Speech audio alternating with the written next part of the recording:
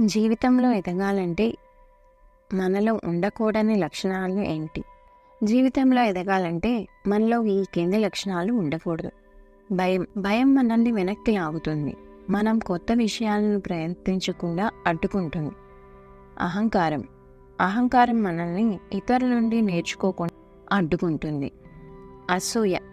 అసూయ మనల్ని ఇతరుల విజయాలను చూసి బాధపడేలా చేస్తుంది.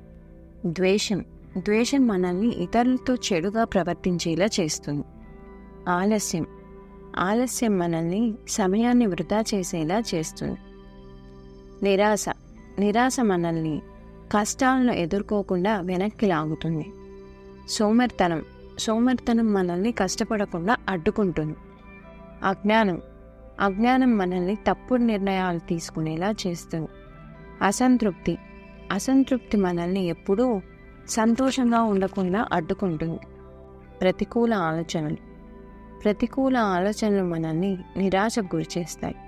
ఈ లక్షణాలను వదిలించుకోవడం చాలా కష్టం, కానీ అసాధ్యం కాదు. కొంచెం ప్రయత్నం మరియు క్రమశిక్షణతో మీరు ఈ లక్షణాలను వదిలించుకోవచ్చు. Thank you for watching. Please subscribe to my channel and press the bell icon.